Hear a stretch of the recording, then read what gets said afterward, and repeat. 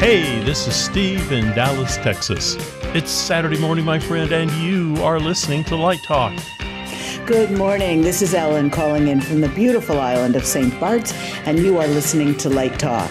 And today we are talking about My Dogs Are Killing Me, Making Promises You Can't Keep, Career Changes, and LED replacement lamps. And hey, this is Stan coming to you from Light Talk Central in beautiful, sweltering downtown Gainesville, Florida. And if you don't already know, you are listening to Light Talk, and we are the Lumen Brothers and sister. Ellen, do you have nothing better to do this Saturday morning than to join us? Aren't you on the beach or watching a hurricane happen or something? Yeah, and there was just a huge hurricane, unprecedented in terms of size for this time of year. Never before has there been a Category 4 or 5 hurricane on June 30th, July 1st, and it slammed into some of the smaller islands south of here, and they really have been devastated. Yeah, the Grenadines, right? Yeah, terrible. And Barbados got hit really bad. A little bit, yeah, but a really lovely little island called Carribean, and some of the little islands, Union and Mayru. But Carribean, the pictures are just heartbreaking, just heartbreaking. This morning, NPR was saying it got up to 160 mile an hour winds. Right. And now it's heading to Jamaica, so hopefully it will die down a little bit before it gets there. But so it's either the beginning of a really bad hurricane season, or it's sort of one and done and it got its out of its system early on. So all we can do is wait and see. We should have a reprieve for a few weeks because you have a dust storm coming in out of Africa. Well, that would be good. That's changing everything over the Atlantic and lowering water temperature heat. It's blocking the sun a bit. Well, that would be good because that's the real issue. The high temperatures are the real issue. And rising sea levels so that when they start churning up, it just floods everything. Right. We're not in the line of that one, of Beryl, but we are. You sort of get used to it. It's coming, and you be as prepared as we can. All of our drainage is operating and cleaned out. So what's up with lights in your neck of the woods, Stan, that are sealed against average rainfall and things like that? Oh, for a while, like if we're talking entertainment lighting. Yeah, like down at the theme parks. I learned about, I think now it's more common, but at one time, the only company that could really build you something that could stand up to that was SGM. And SGM made these fantastic lights that you could put up in Orlando's theme parks, and they would just, I think that it's the Netherlands. They know how to deal with flooding. And now, but I think all the other manufacturers are doing a pretty good job of that. We have, and even if like residentially, for example, on my landscape lighting, it's made by a company called Vault, designed in the United States but manufactured in China out of bronze, and relatively inexpensive for high grade stuff. And we have not had any failures. And I have some really great tricks about how to make your connections to be water safe in the ground. That I've discovered over the years. Can't just take a wire nut and stick it in the ground. Can't. Even the wire nuts that have the dielectric grease in them are not sufficient. I've got some tricks on that, but we are, we do okay. Oh, okay. I know Disney also has some lights that they're on poles and they retract into boxes. Yes, they do. I think that's probably on the parades. On the parade routes, they have all kinds of magic stuff, retractable things. But that's probably before we got these really great egress protected fixtures. Well, I think part of it for them is also visual. They don't want them there all day on Main Street. Exactly. Correct. That's right. That's exactly right. Nothing's going to be safe against 160 mile an hour winds. Not even your solar panels. Well, the 160 mile an hour wind are generally not sustained. So where are you going to see sustained wind? Now, islands in the Caribbean, that's a risk. There ain't nothing to stop it. Right. It's just right. That's why you have surf on the North Shore of Oahu, because you have a wind that originates in Alaska that sweeps across the Pacific Ocean with no resistance.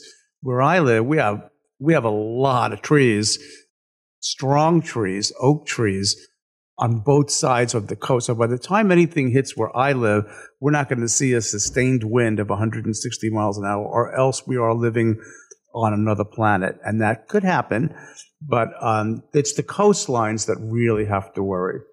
And certainly island nations that have to worry about that. But sustained is very different than momentary. Right. Right. You know what's really interesting? It's like these storms come so fast. I mean, now with all the weather apps and everything, you know what's coming. Can you imagine living here before they had radio, television, and just, it's hard to imagine.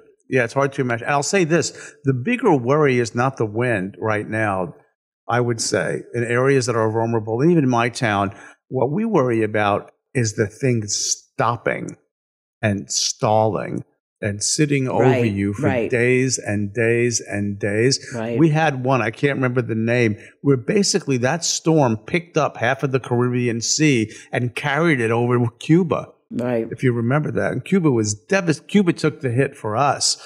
Florida still got devastated pretty badly. But or Texas, when you get one of those things that comes off the Gulf and sits over Louisiana or Texas and sits there for days and days and days, Houston is not designed for that. Yeah. There was one in here, Luis, in 95 that sat over this island for 36 hours. There wasn't a leaf on a tree when they were done. Well, it looks like I have the first question, and this is from David in Iowa. And David writes, I have an odd question. My feet are killing me after a long day of focus. What do you guys wear? I've tried everything. I also work in a lot of arenas on concrete all day. All right. I don't know. Yeah, I think you came to the right place. Surely one of us is going to know. I think so. We know a lot about this. You know, you've been wearing shoes for a while there, David. Have you ever actually had your foot measured? Now, I know you're going to say, oh, yeah, they put that device on my foot. I think the thing you got to watch out for is that a tennis shoe, a dress shoe, and a boot, you're generally going to take 3 different sizes. So we all are used to wearing tennis shoes all the time, and we think, well, that's just the size we wear. But that's not necessarily the truth. If you really are suffering this much, I think I'd go to the doctor. That's the first thing I would do, and get a foot exam and get your foot measured and find out what you need. The other wacky thing is getting back to that tennis shoe versus boot thing or whatever.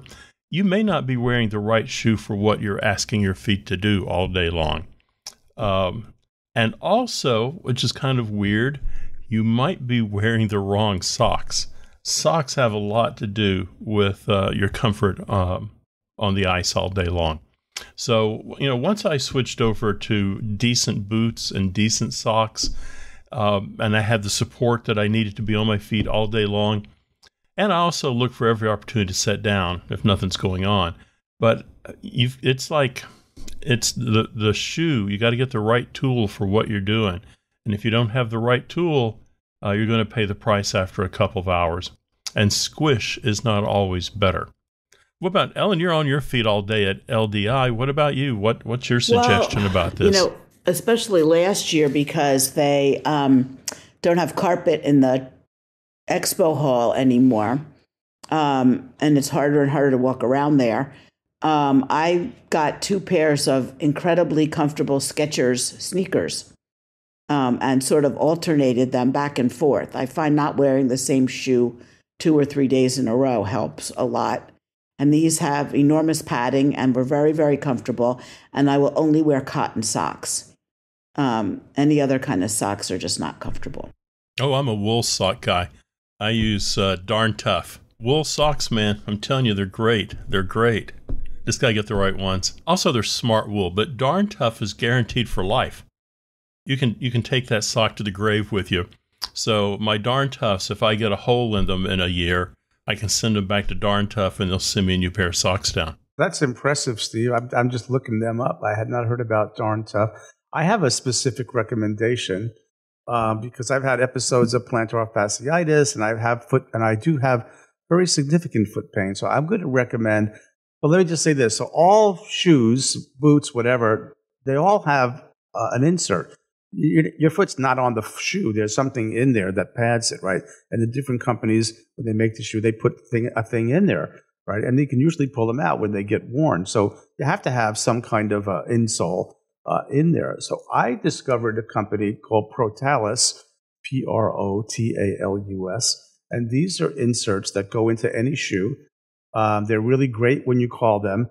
And basically what the way the thing is designed and the materials that are used is, it's hard to explain, but it's rigid where it needs to be rigid, and it's soft where it needs to be soft, and it holds up for about a year. And there's different kinds, and they're not inexpensive. They're about $65 a pair, or anywhere from $25 to $65 a pair. And I have them in all my shoes, and I replace them on a regular basis when they have sales. But it's also designed to align your feet, because none of us really walk quite properly, and the alignment matters. So these put your feet into alignment. It's almost like getting a custom orthotic without having to go to a doctor and pour a mold for your foot. So you might take a look at Protalus. They've worked for me. I think I've actually shared them with David when he was having some issues with it. So take a look at Protalus. And now that Steve has mentioned Darn Tough socks, I'm going to look at those too. I was looking this up, and something I found that, just kind of blows my mind. Ellen is right about you need at least 2 pairs of shoes. You need to not wear the same shoe 2 days in a row, particularly a work shoe. The other thing I found, which is just hard to believe, the average tennis shoe, and it doesn't matter what you pay for it, has a life expectancy of about 45 days if you wear it every day. They're meant for something very specific, and we just don't use them for that anymore. We use them as in the place of leather shoes, and we wear them 12, 14 hours a day, 7 days a week. We have our one pair of Stinky shoes, and they wear out really fast. The problem is they don't look like they've worn out, but it's the support that has worn out. The outside fabric looks great, everything looks good, but they're not supporting your feet. So you could be wearing worn out shoes and just not aware of it. Right. And there are also some simple solutions, like right at the drugstore, like the Dr. Scholl's products. They have like heel supports and gel inserts and stuff like that you can get, like if you're at a trade show and all of a sudden you need some sort of quick relief and don't have time to get Stan's kind of product. There are things that do help. Yeah, good for temporary. But I moved on from those things to the Protalus because it's just such a superior product. Absolutely. But if you're stuck, the drugstore solution can help. Right. Well, it looks like Ellen has our next question. I do, and it's from Alice in Anaheim, who writes that she is looking into replacing house chandelier 300-watt par 56 lamps with LED. Her concerns are flicker and quick drop-off when dimming. What are your thoughts? Does she like flicker and quick drop-off? No. I got the perfect solution, and it's gonna be specific. So there is a wonderful company. Write this down, Light Talk listeners. This is almost a commercial for Canto, Canto USA. Canto specializes in house light, high output, retrofit devices for all kinds of theatrical venues. You can do par lamps, you can do LED, they're just fantastic. They will take a look at the fixture you have, the socket you have, and if they don't have an off-the-shelf solution, they will make it for you. We've worked with them on some projects, and I highly recommend going over to Canto USA. They've got the niche. They'll have exactly what you want. We are doing a project at the University of Wyoming, and part of that project was they wanted us to design a house light retrofit to LED. The building is probably 40 years old. So you've got, large par lamps, screw-based pars, whatnot, and you have stuff in the ceiling, and where to take out the housing would just be very difficult. So we got information on the original housing, sent it to Canto. They did a retrofit ring. It'll fit right in. It has a heat sink, dimmable, right? No flicker, designed for what we need. So I highly recommend the Canto folks. They're up here in Marietta, Georgia. and they'll get you the prices. Well, I have a question though about the dimming. Stan, when you're building a new performing arts venue and it's going to have all LED lighting, are you still putting in dimmer banks? No, we don't. We have not put in dimmers. I can't remember. We use two products primarily we would call it power distribution now.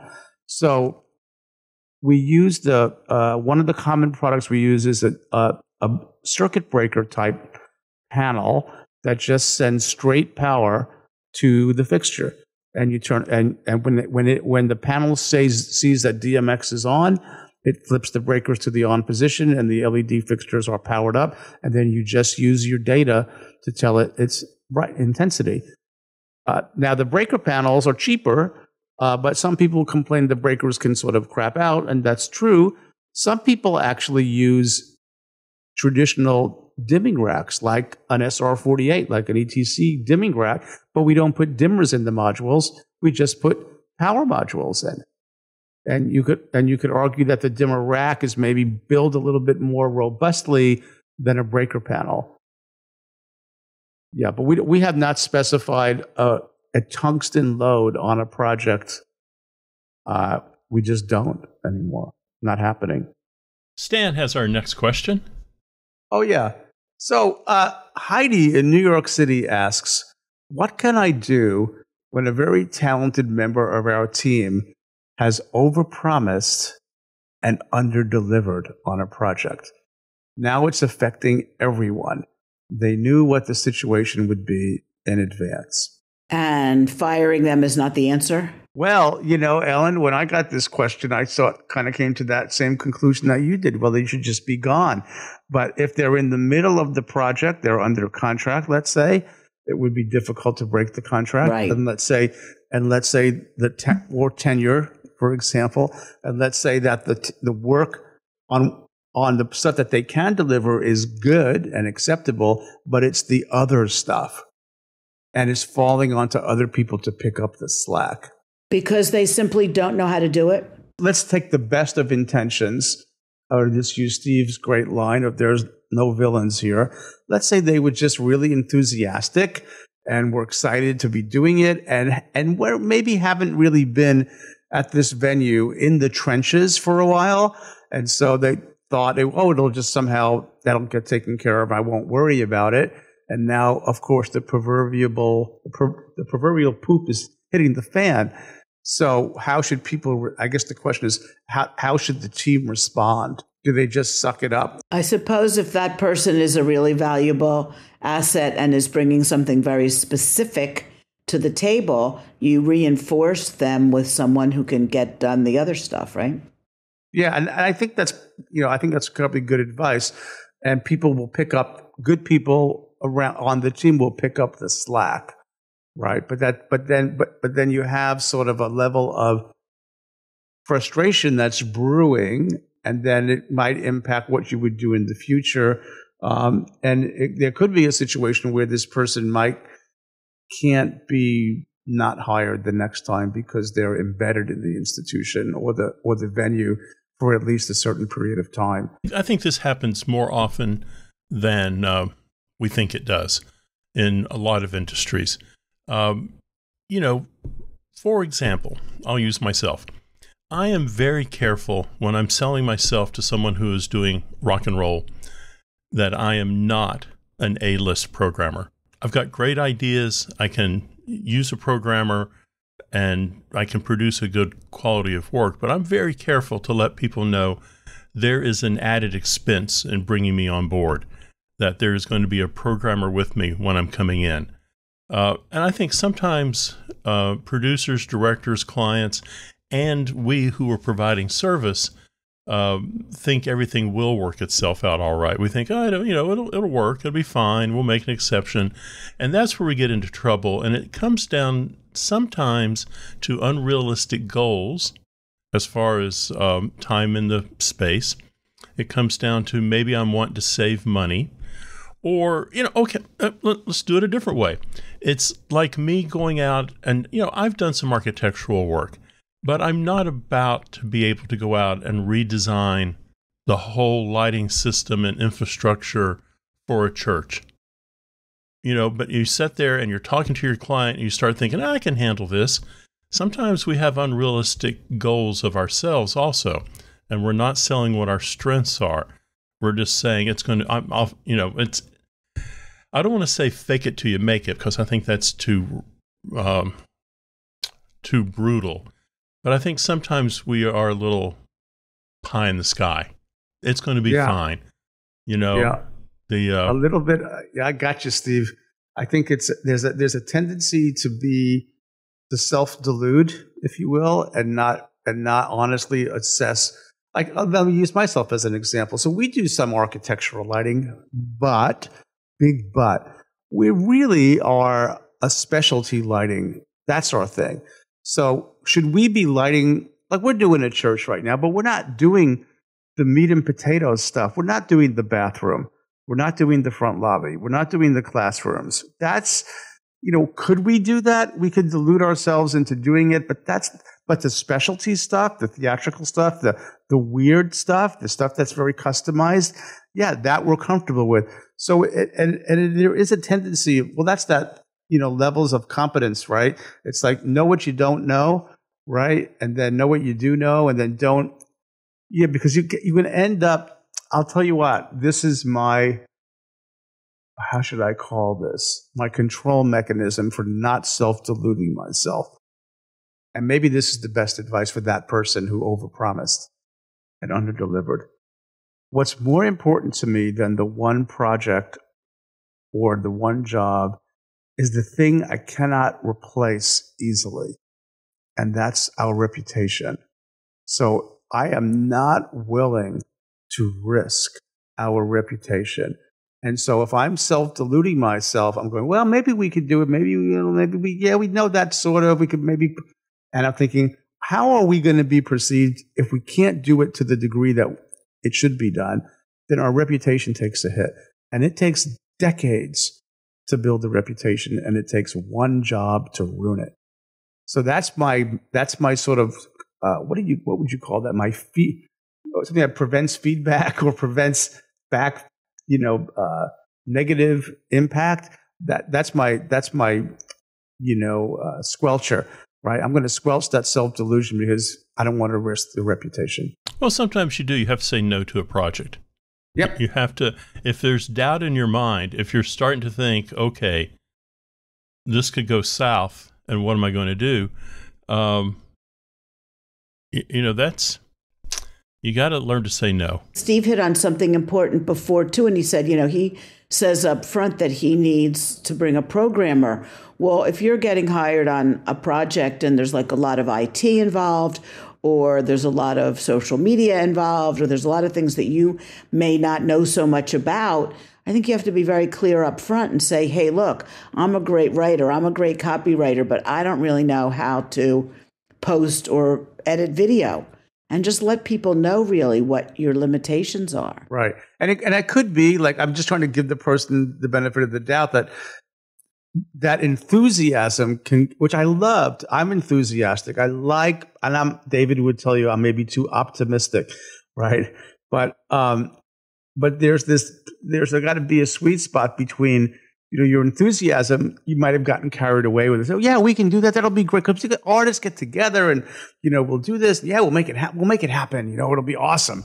And that's the energy you have at the beginning. And somehow you need to take the years of experience and bring them forward without sounding negative or but just being realistic. And it's a delicate walk, I think. And, because it hurts you in the long run. Well, you're talking about pushing the envelope, and I'm going to take the other side of this. Someone's got to be first, and someone's got to tune the engine a little bit to make it work. And when you're the first doing something like that, whether it's a new console with software on it that is new, you kind of know it's not going to be a smooth ride. And you're right. A company that stands behind their product. That's everything. So maybe in this in an environment, maybe what happens is the person who is in over their head a little bit needs to stand up and be that good company and say, I know there's some problems here. Here are some solutions. And there's some easy solutions, and there's some solutions that probably no one's going to like. But let's recognize that there is a problem, and let's fix it, as opposed to believing it's all going to just work itself out, because it never does. Never does. You look at the top 5 or 6 companies out there, every one of them has had a problem. Sure. And every one of them has stepped up to fix their problems. And that's what it's all about. And the people who don't fix their problems, they're in that C tier of companies that we don't always talk about. We as an industry don't always talk about. You are listening to Light Talk with the Lumen Brothers, and Light Talk this week is sponsored by Theatrical Energy Labs and our new energy production table treat, Jack Me Up. Have you been spending too many hours behind the production table, watching what may be the worst show of your career? Your eyes are shutting down due to the horrible acting and pathetic lighting that you created. Your assistant keeps poking you with a pencil to keep you from snoring. And you have had so many cafe lattes that your body has built up a caffeine immunity. How are you going to get through this never-ending 10 out of 12? Well, Theatrical Energy Labs has developed Jack Me Up, a new candy-coated chocolate energy treat. These are not your typical M&Ms. 3 of these babies will have you so jacked up that you can survive this 10 out of 12 and later debate Donald Trump for 90 minutes. Our special ingredients include vitamin B12, ginseng, acai, and a proprietary blend of a perfectly legal derivative of cocaine. And best of all, studies show that it's not addictive so far. Just make sure that you do not allow stage managers to eat any of these. Otherwise, your lighting cues will be totally out of whack. And don't worry about anyone finding out that you are using a synthetic energy booster. Sales of Jack Me Up are strictly private. Our customer database on our website was designed by the same mastermind web designers used by Ashley Madison. So the next time you're designing a real turkey and can't stay awake, try a bag of Jack Me Up. Just visit our website at jackmeup.org and order a 12-ounce bag of Jack Me Up today. This candy can potentially disrupt the heart's electrical system, increasing the risk of abnormal heart rhythms, which lead to severe health consequences, such as sudden cardiac arrest, stroke, hemorrhoids, dehydration, anxiety, insomnia, loose bowel syndrome, irritability, a slurry of flatulence, and questionable design choices, not to be taken as a nutritional supplement. And now, back to Light Talk. I hear the sound of those lovable hipster monkeys bouncing around the coffee shop. That means it's time for Let's Talk About. And today's Let's Talk About is, and this is a question from a listener. I am at the end of my journey as a designer. It has been 6 years since college, and I've come to the realization entertainment is not my future. Any suggestions on a total career reset? I'm assuming this person studied lighting design. Well, I don't know what design they studied, but I would think probably lighting too, since they sent the question to Light Talk as opposed to scene shop and costume shop. How much student loan do they have? Oh, good question. Good question. I think, as we start into this journey, 6 years. So you're probably, I'm going to guess, late 20s, maybe 30. And a lot of people do career changes at 30. So I wouldn't worry too much about this. You're probably at a point, Ellen's got a good point too, how much debt are you carrying? But the debt's not going to go away whether you're in entertainment or starting a new career. No, but it might influence what they do next. Yes, at 30, you probably don't have a ton of obligations. You probably don't have a lot of things holding you back from doing a major career change right now. I would say we can start with, what do you have a passion about? What have you found over the years that is more interesting? What is it that is making you want to get up and go to work every day? We all know these people. They are through college. Maybe they have a graduate degree. Maybe they've been slugging it out in New York or LA. It's 5 or 6 years down the road. which is not a lot of time, but it can seem like a lot of time when you're 29 and you're, as Salen says, you're carrying some college debt and you're still doing those $1,000 shows. They can seem pretty grim. But also it may be, this ain't for me. You know, I started out in college as an English literature major. And, you know, I was thinking English literature, maybe I'll teach. There's not a lot of things to do with an English lit degree. But I found that the passion I had for English literature was there. But when I discovered theater, it was a lot more exciting and a lot more interesting. And I liked working in groups. So I don't think it's not even about whether I think this person is failing as a designer. It may be, this ain't for me. This is not what I want to be. I don't want to be the president of a bank anymore. I want to start my own business making cowboy hats. Who knows? Who knows what it is? Right. And they might be able to take this design background and education. And there are a lot of manufacturers in this industry that hire people. And a lot of people that have been out on the road for longer than the 6 years, but they go in and they become like, you know, you could be like, a lot of those companies have designer representatives that do, you know, sales to the designers, or they go into marketing, or, you know, like the John Weissmans of the world, like at PRG, and people like that who have had careers in this industry and then go to work for one of the manufacturers.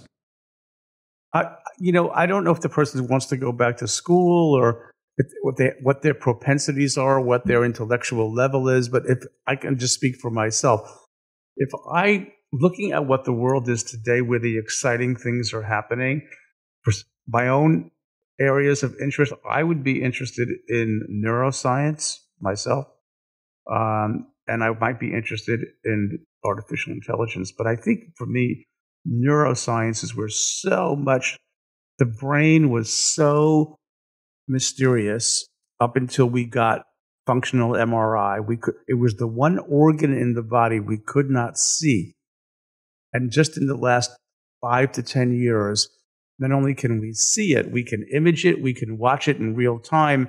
And I think we are learning so much. I read today that there is now an injectable treatment for Alzheimer's, that Eli Lilly has been approved to reduce amyloid plaques in the brain. So there is so much stuff going on in the world of neuroscience. That's where, if I was in my 30s and I had the same brain I have today, I'd be going there. I think artificial intelligence, like you said, is also another huge field that's developing. And as we've said before, you know, you really can't be afraid of it. You have to embrace it.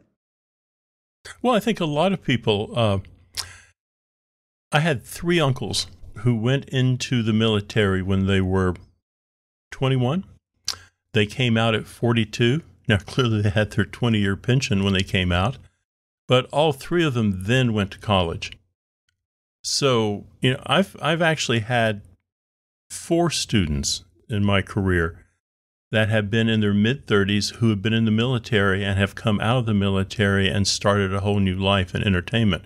So again, I don't think being 30-ish is something to worry about. No, a lot of people go back to graduate school at that kind of age and do something a little different.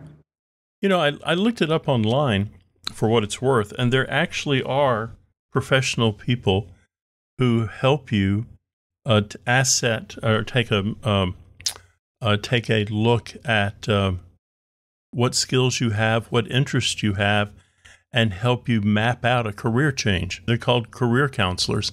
Right. They look at the pluses and minuses, what interests you, what part of the country you want to live in. But they're actually professionals that you can go and pay a couple $100 to, and they will help you. Interesting. Career change is never easy. It's always scary. But it's better to do it and get into something you really enjoy doing rather than spending your entire life kind of going, well, I hate this job, but I guess I've got to stick in it for a while. On worst case scenario, you're 30, you get out of the entertainment industry and you decide, well, I'll go teach high school or I'll teach in college. And that's the worst place for you to be, you know, because you're influencing, you know, young people. So I'd be careful about that too. You mean in the same field you didn't like? Don't do that. You'll just be even more frustrated. Right. Well, that was certainly gloomy. Anyone have any positive things to say about career change? I think it's actually an exciting time, and I'm going through a career change right now, and I'm reinventing myself, and some of it's still going to have to do with light, but I think it's when you make a break, and make a shift, it's kind of liberating. I don't know if it's necessarily negative. Well, I think that post-retirement, reinventing yourself is very different than I'm 30, I don't know what to do with my life, reinventing yourself. Well, I'm right here at the source of all information, and that is Google. And I typed in how many career changes in a lifetime. And according to the great God Google, 5 to 7 career changes in a lifetime. The average person will change careers 5 to 7 times during their working life. Approximately 30% of the total workforce will now change jobs every 12 to 18 months until they find what they want. Wow. So you're in good company. Everyone is walking around trying to find what's going to make them happy. And when I pull up all these gurus, they're all saying the same thing. There you go. Well, the rockin' sound of the luminoids tell us that once again you've spent another morning wasting your life listening to Light Talk. You can hear our show on just about every podcast site out there. Check out our website on lighttalk.org and be sure to follow us on Facebook and subscribe to our podcast. That way you will not miss a second of Light Talk insanity. No guarantee is offered regarding the accuracy of any statements or opinions made on this podcast. However, if you do decide to litigate, the Snoot Group with the legal team of Sparks, Burnout, and Chase will defend us until our retirement funds are depleted. Light Talk is written and produced by the Lumen Brothers. And sister. Coming to you from Gainesville, St. Barks, and the Lone Star State. And be sure to join us next week when we talk about more lighting shenanigans and serve you more of our casserole of nonsense. Light Talk, broadcasting questionable lumen knowledge and humor around the world. We'll see you all next Saturday morning. Bye-bye from Light Talk. Bye-bye.